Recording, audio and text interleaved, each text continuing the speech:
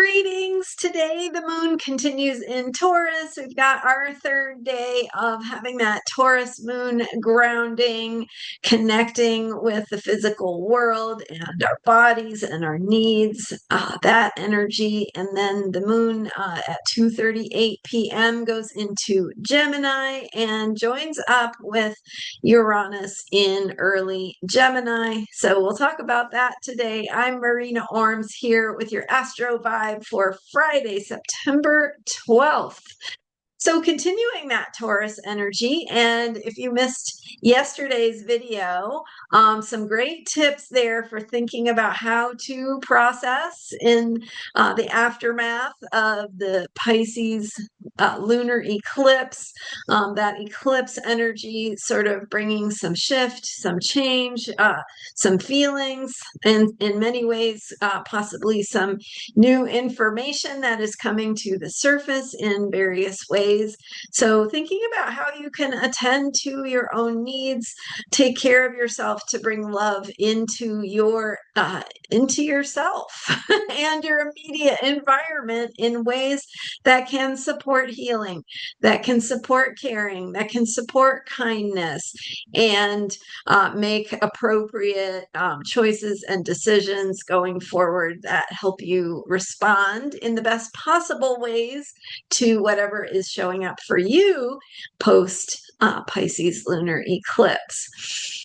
So we're continuing that work of nourishment.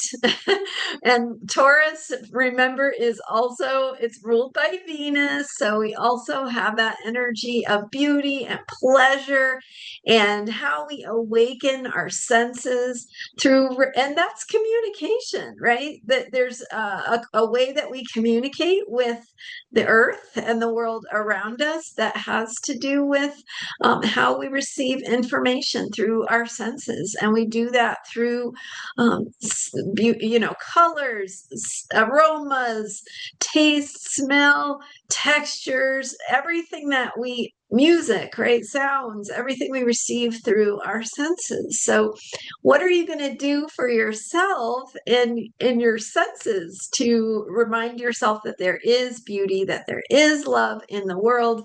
It could be a wonderful meal, eating some really good food. It could be listening to some good music, connecting with some art, maybe reading some poetry, getting outside and experiencing your connection to nature and how that is shared through your senses, right? Think about the sounds and the smells that nature has to offer.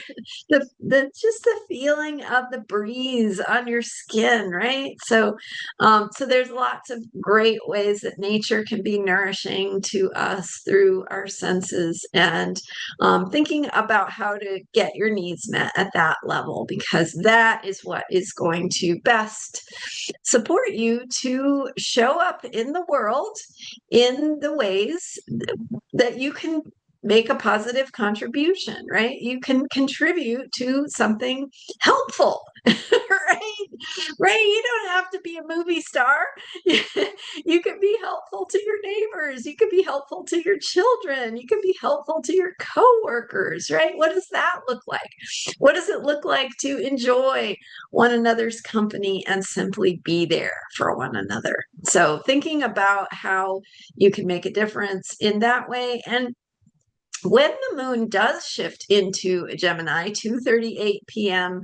Pacific time, then we have that shift into now not so much communication through the senses, more communication through language and verbal communication and technological communication.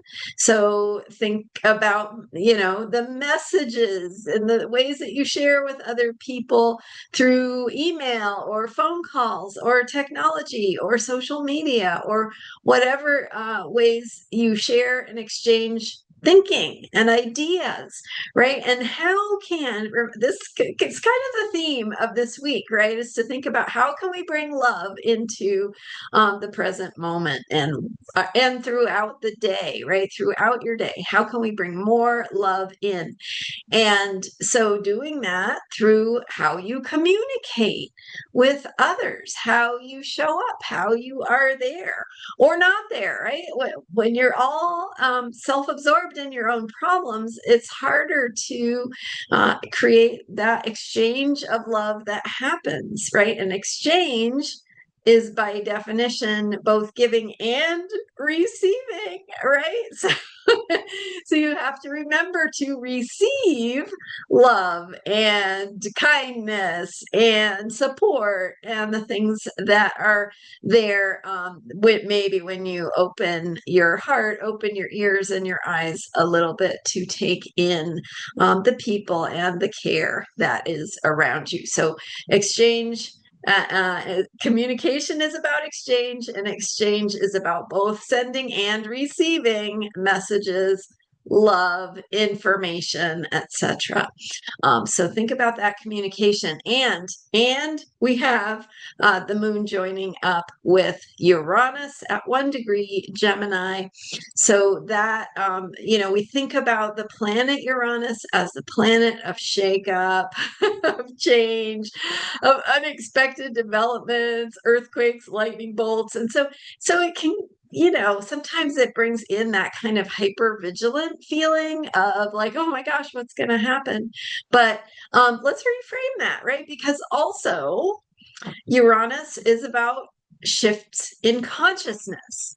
So opening our minds to new ideas, new thinking, new possibilities, opening our not just our minds, but our hearts and souls as well to what might be helpful, what might be healing, right? What is a possibility that hasn't come across our path, and how opening that window lets the breeze in, right? So how, when we open our minds, are we letting in that fresh approach, right? A new possibility, one that comes from the realm of the unconsidered, the unconsidered possibilities that may be there, and maybe you will open to considering them or to being surprised by the epiphany, right? Or the way that a new idea can pop in to your mind. And it's not just in your mind, it's also the way that energy shifts around you. So things can change suddenly, right? When you receive an email, a phone call, a knock on the door, right? Old fashioned communication was we used to just knock on the door. But at any rate, right, that information could be coming from anywhere, really. So when you are attuned to and clear about, here's what I want to see happen. Here's what's important to me. Here are what my intentions are, right? My bigger picture of meaning that is my guiding star. And now I'm inviting in surprises or unexpected developments or new information to come into my life that is sending me in a direction I hadn't even realized was possible.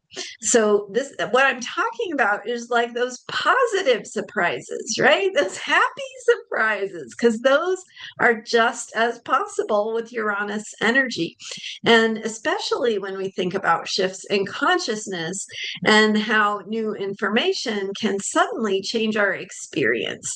And so how we think about things, for example, if you feel stuck in a situation, it's just, it feels hard, it feels awful, it feels challenging, you don't see a solution, it's not clear how you're supposed to move through it, it doesn't feel good, right?